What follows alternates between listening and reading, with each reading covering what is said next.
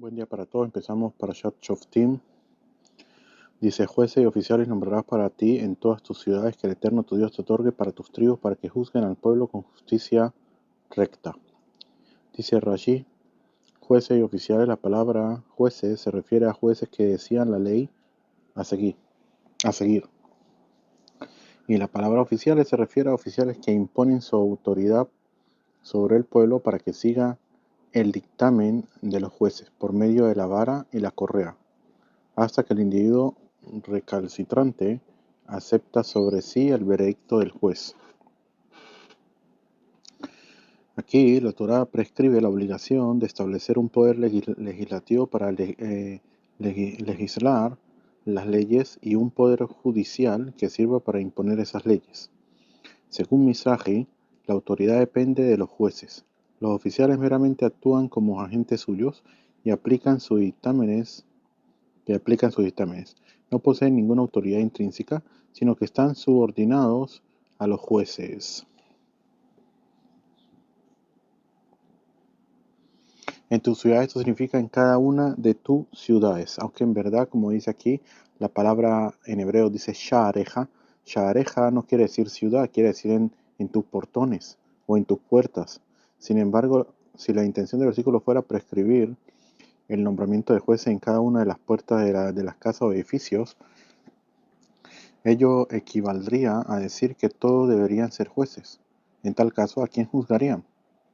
Por ello, Rashi explica que en este contexto Sha'areja se refiere a las puertas de cada ciudad y, por extensión, a la ciudad misma. En la antigüedad era usual que el concilio de jueces tuviera lugar en las puertas de la ciudad. De este modo, cualquiera que tuviera un litigio o asunto que arreglar acudía fácilmente allí. Para tus tribus, dice aquí, esto se remite a la frase nombrarás para ti. Así hay que entender el versículo: jueces y oficiales nombrarás para ti, para tus tribus, en todas tus ciudades, que el Eterno tu Dios te otorgue. Este versículo enseña que hay que designar jueces en cada una de las tribus y en cada una de las ciudades. Eso quiere decir que el mandamiento de nombrar jueces tiene como propósito designarlos en tus tribus, es decir, en el territorio de cada una de ellas. Según esto, el versículo establece dos jurisdicciones jurídicas, una para las tribus y otra para las ciudades. Al respecto, Ramban comenta que esta situación parece redundante, pues una vez que es instituido el Tribunal de Justicia en cada ciudad, eso implica que habrá muchos tribunales en cada tribu. Por ello, Ramban especula que si una ciudad está localizada en el territorio de dos tribus, por ejemplo, Jerusalén, una parte de la cual pertenece a Judá y otra de Benjamín, en tal caso habría que nombrar dos tribunales. Así también explica también el Or HaHaim HaKadosh, en el caso, por ejemplo, de que en una tribu hay también gente de otra tribu. Entonces, en ese caso, esto es lo que viene a decir aquí, para tus tribus, quiere decir de que en ese caso ellos pueden hacer un poder legislativo, nombrar jueces de su tribu, o ir a la otra ciudad donde está su tribu. También quiere decir eso. Para que juzguen al pueblo. Esto quiere decir que deberás nombrar jueces expertos y justos para que juzguen con rectitud. Esto implica que esa exhortación no está dirigida a los jueces mismos, sino a todo el pueblo de Israel. Por tanto, aquí la Torá quiere decir que constituye una obligación que incumbe a todo el pueblo asegurarse de nombrar jueces expertos en las leyes y de un carácter ético superior. No inclinarás el juicio, no mostrarás favoritismo y no aceptarás soborno, ya que el soborno ciega a los ciegos de los sabios y tergiversa las palabras justas. No inclinarás el juicio, dice esta frase, debe ser entendida tal como suena literalmente. O sea, no inclinarás el juicio. No inclinarás el juicio y la frase no mostrará favoritismo parecen repetirse, ya que no mostrar favoritismo obviamente implica no pervertir la justicia. Por ello, Rashi explica que la primera frase, no inclinarás el juicio, constituye una exhortación general de juzgar con rectitud, mientras que la segunda frase se refiere específicamente al momento en que los litigantes presentan sus casos, como explicarán en su comentario siguiente. No mostrará favoritismo incluso en el momento de presentar las demandas, dice aquí. Esto constituye una prohibición para el juez de que no actúe con suavidad hacia uno de los litigantes y con dureza hacia el otro, y también que uno de ellos esté parado mientras el otro esté sentado. Pues cuando uno de los litigantes ve que el juez honra a su prójimo, sus argumentos se bloquean. Es decir, que no es capaz de presentar su argumento en forma clara y eficaz. Por tanto, la prohibición de mostrar favoritismo a uno de los litigantes no solo se debe a la posibilidad de que a causa de ello el juez obnubile su imparcialidad y eventualmente llegue a tergiversar la justicia, sino también a que con ello provoca que los litigantes se ofusquen y pierdan la claridad de juicio necesaria para presentar su caso eficazmente, dice aquí. Y por eso también está en el tratado de Shavuot, el tratado de Shavuot, que es el tratado de juramento. También dice que en el caso tal, que si se aparece un pobre y un rico, entonces se tiene que vestir al pobre como el rico, o al revés, el rico como el pobre. Tienen que vestirlo de igual manera. Ah, pero ¿qué tiene que ver? ¿Qué tiene que ver que, de todas maneras, cuando se presente en el juicio, el juez va a saber de que uno es rico y el otro es pobre? Cenajón, pero fíjate que hay una cosa muy interesante que dice el Saba Mikelen, que lo trae el Rav Shalom. Él dice que el conocimiento no sirve de nada siempre y cuando la conciencia no, no se dé cuenta o no vea lo que tiene que sentirlo, ¿sí? O verlo para poder de que en este caso la persona sienta favoritismo. No es suficiente con saber, fíjate lo que el conocimiento no sirve. La persona, por ejemplo, puede saber mucho, puede saber mucha Torah, puede saber que Dios existe, puede saber muchas cosas, pero la persona al final no hace nada. La persona puede saber de que tiene que, no sé, necesita hacer cosas que en verdad tiene que hacer.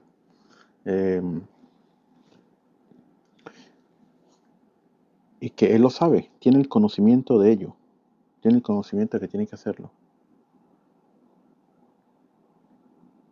Pero ese conocimiento no le sirve de nada porque la conciencia no, no lo siente, no lo siente, no lo ve.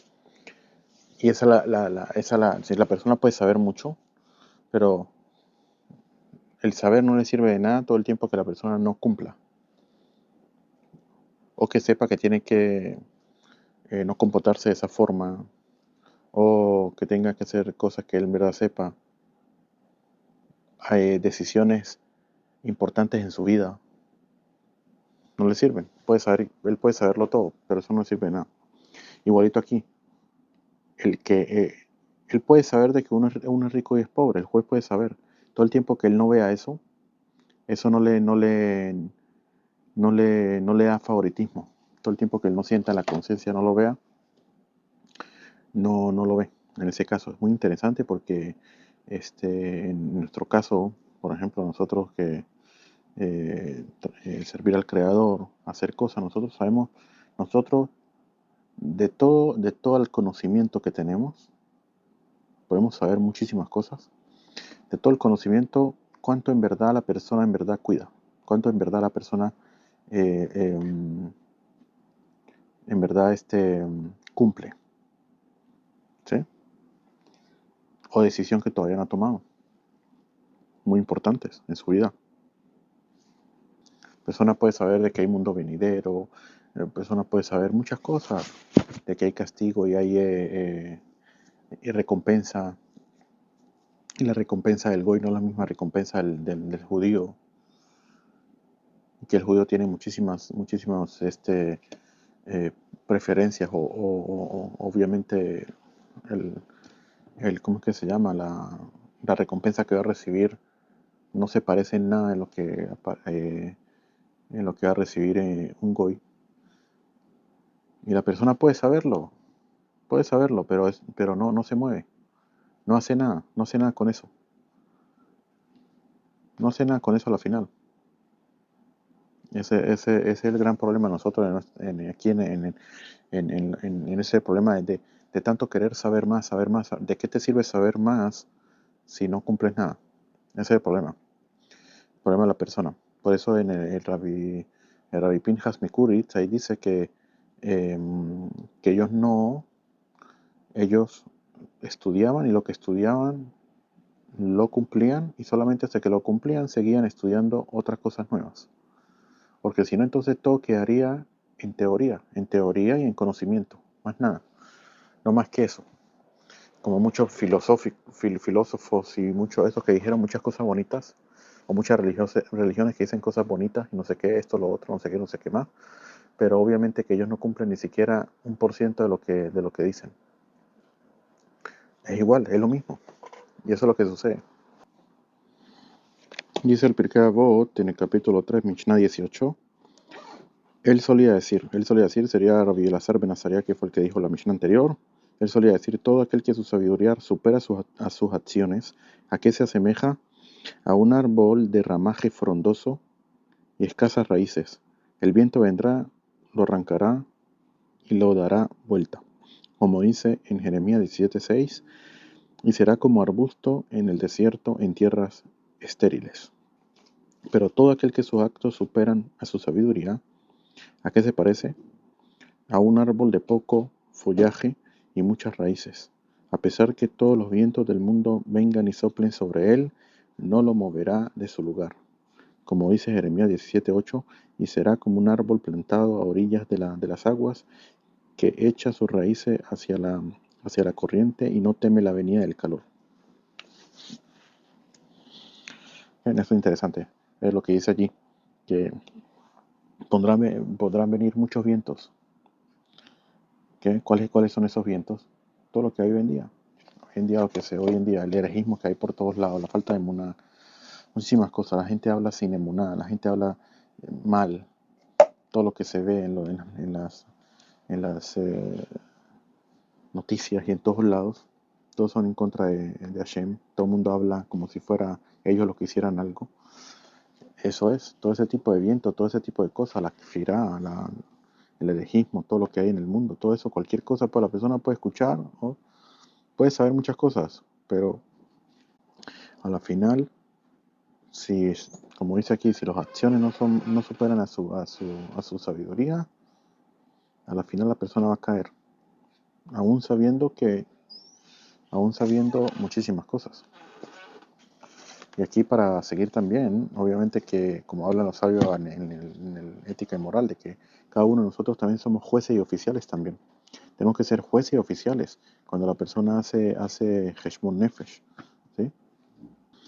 O sea, examen de conciencia, en ese caso, y él dictamina cosas así como los jueces, todo, que hago aquí, que hago allá, tengo que hacer esto, tengo que hacer lo otro, para no caer en el Yetzer Hara, esto, lo otro, dictaminar cómo proceder, cómo hacer. Como dijeron los sabios, con astucia le harás la guerra al Yetzer Hara, con astucia. Tienes que saber cómo. No puedes dejarte que el Yetzer Hara venga y te baile en la barriga, como se dice, y haga contigo lo que él quiera. Y después tienes que ser también oficial. Sotomeret, de que después que dijiste esto, no me levanto en la mañana, me cuesta esto, lo otro, la persona tiene que darse multas a sí mismo también, así se trabaja. Si no me levanto temprano como debe ser, eh, doy, doy $50 sí, a $50 de caridad acá. La persona va a ver que no le sale bien no levantarse temprano todos los días, porque si no va a tener que gastar toda la plata en dando caridad y caridades. Por eso la persona tiene que saber cómo tiene que él, con astucia hacerle la guerra al Yetzer Hara. Si no lo sabe hacer, no entiende, no sabe quién es. Ahorita vamos a ver en la próxima parasha que dice que Titzela Milhamá, cuando salgas a la guerra contra tu enemigo. Y ahí está hablando de los enemigos que son el Yetzer Hara, la Yetzer Hara, ¿sí? La persona tiene que saber quién es el enemigo, tiene que conoce tu enemigo. Si él no sabe quién es su enemigo, si él no sabe cómo él trabaja con él, si él no sabe cómo él viene y te hace sumergir en este mundo, cómo hace esto, si la persona no entiende cómo es el enemigo, qué hace y cómo funciona, él no va a poder cómo sobreponerse a él, no va a saber nada. Y la persona puede pensar supuestamente, el Yetzer Hara le hace pensar que él en verdad está sirviendo al Creador y lo más seguro es que al Creador lo tiene en primer puesto en el Gan Eden, por lo mínimo, ¿sí? Por lo mínimo. Me porto bien, yo estoy de lo mejor. Puede ser que la persona no sabe que no está sirviendo, se está sirviendo a él mismo en vez de estar sirviendo al Creador, en lo absoluto. ¿De qué hablas? Y todo eso la persona lo va a saber cuando llegue arriba. Eso es tan importante también el tener a alguien que lo dirija a la persona, porque la persona se dirige a sí mismo, pero al final él tiene intereses. Entonces todo lo que él decida va según los intereses que él tenga. ¿Sí? Ese es el gran problema de todos nosotros.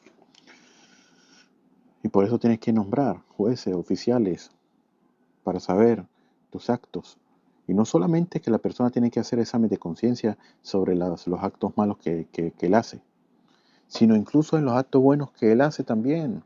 En los actos buenos que él hace, dicen los sabios, dice el Mesilat Yesharim, que la persona tiene que ver el acto bueno que hizo, cómo lo puede hacer mejor todavía.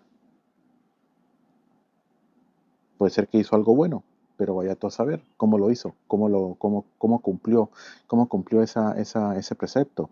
Lo cumplió añorando hacer la tefilá, con apegamiento al Creador, apegamiento a sus mitzvot, a sus preceptos. Lo cumplió con felicidad. Eh, Tantas cosas. ¿Cómo lo cumplió? ¿Qué lo hizo? Con tahará, con pureza, con santidad. Su pensamiento con kavaná, propósito. Tantas cosas como se tiene que cumplir una mitzvah que la persona tiene que saber. O sea, ya está haciendo el bien, pero el bien lo puede hacer mucho, mucho, mucho mejor todavía. Esa es otra cosa también cuando hace la persona examen de conciencia. Y obviamente que para saber cómo lo puede hacer más bien, tiene que estudiar y tiene que estudiar y tiene que saber cómo se pueden cumplir los preceptos mejor todavía.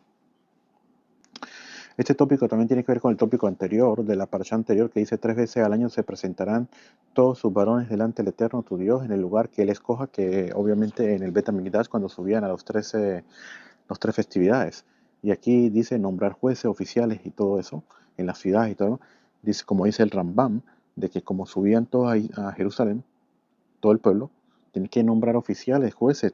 Los jueces tienen que nombrar, tienen que imponer autoridad sobre el pueblo, porque si no, entonces el pueblo cuando tú los ves, hombres, mujeres, esto, lo otro, el Yetzer Hara hace, hace, hace un festival con el pueblo.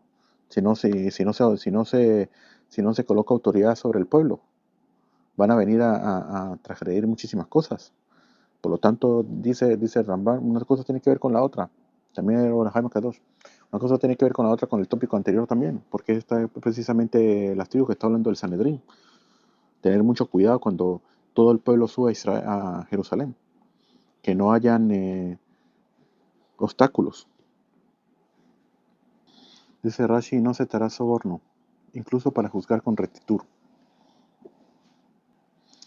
Dice aquí, la prohibición de aceptar soborno no se refiere a un caso en el que el juez quiere ser sobornado para pervertir el juicio, pues eso ya queda prohibido en la frase no inclinarás el juicio.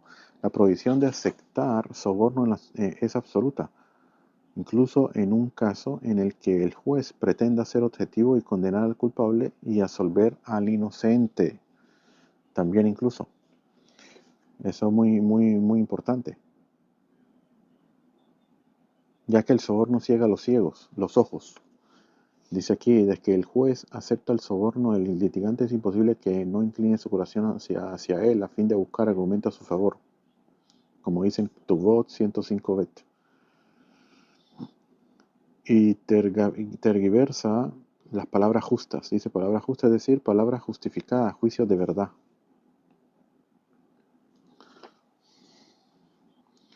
Dice aquí, el soborno ofusca al juez y le impide analizar objetivamente un caso, pero no tergiversa la palabra que ya expresó.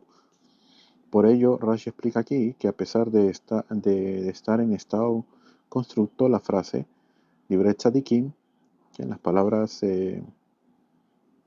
justas, no debe ser entendida como si fueran dos sustantivos unidos entre sí, sino como un sustantivo modificado por su adjetivo, palabras justas. En tal caso, el versículo quiere decir que el soborno pervierte las palabras justas y verdaderas de la Torá. Seguimos, justicia, justicia has de procurar a fin de que vivas y tomes posesión de la tierra que el Eterno tu Dios te entrega. Justicia, justicia, dice aquí, has de procurar. Esto implica, trata de buscar un tribunal bueno. Esta frase no impone una obligación a los jueces de juzgar con apego a la justicia, pues ello ya había sido estipulado en la frase, no inclinarás el juicio. El énfasis que la frase implica al reiterar la obligación de buscar justicia impone una obligación a los litigantes mismos para que busquen que su caso sea tratado por el mejor tribunal posible. Aunque la ley dicta que cualquier tribunal autorizado puede juzgar a cualquier litigante, incluso contra su voluntad. Siempre es preferible presentar el caso ante el tribunal que posea los mejores jueces. A fin de que viva y tomes posesión, el nombramiento de jueces aptos es capaz de hacer que el pueblo de Israel viva y se asiente en su tierra. Entonces, según Rashi, puesto que la frase inmediata anterior, justicia, justicia de procurar, debe ser entendida en el sentido de procurar que el litigio sea atendido por el mejor tribunal disponible. No sería lógico afirmar que será a causa de eso que el pueblo de Israel vivirá y mantendrá la posesión de su tierra. Es por eso que aquí explica que la frase a fin de que viva y tome posesión no es continuación temática de la frase inmediata anterior, sino continuación directa de la obligación de nombrar jueces enunciada en el versículo 16-18. Jueces y oficiales nombrarás para ti en todas tus ciudades. Hay que entender así el flujo del texto. Jueces y oficiales nombrarás para ti en todas tus ciudades a fin de que vivas y tomes posesión de la tierra. Como dice el Pirkei Avot en el capítulo 1 de Mishnah 17, Rabban Shimon ben Gamliel dice, sobre tres cosas del mundo se sostiene, sobre la verdad, sobre la justicia y sobre la paz. El juicio es la correcta conducción del país. Por lo tanto, es una de las cosas por las cuales también, si se manejan con rectitud, ¿sí? Y cumplen las mitzvot que Akadosh Baruj Hu, que es una condición para poder estar en la tierra de Israel.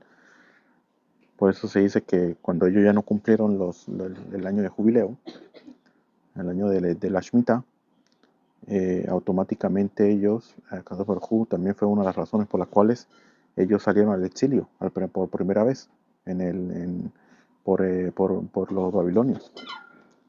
Entonces se ve que es muy importante. Hay una cosa muy interesante que cómo hacía, por ejemplo, el rey David cuando él hacía juicio a las personas. Si él sabía que había un pobre y un rico, pero obviamente el juicio tiene que ser juicio, y si el pobre salía perdiendo el juicio y él tenía que pagar dinero que obviamente no tenía, ¿qué hacía?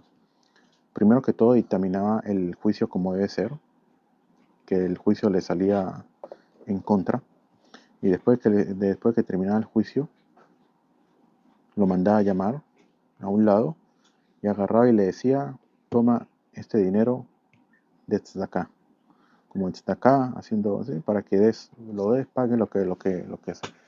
Eso se aprende aquí, de que primero que tienes que nombrar jueces y oficiales, segundo que no inclinarás el juicio, no mostrarás favoritismo ni nada por el estilo, pero después que dice justicia, justicia has de procurar. Esa es la justicia,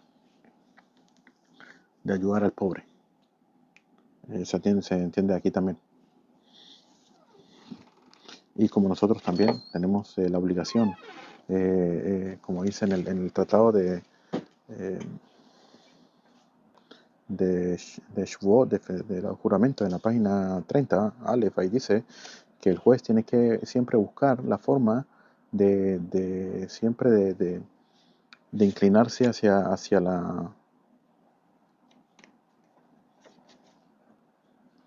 la benevolencia, juzgar a la persona con benevolencia, como dice en el capítulo 1 de Pirkei Avot, Mishnah 6. Yoshua Ben Perajía dice: procúrate un Raf, adquiérete un amigo y juzga a toda persona con benevolamente.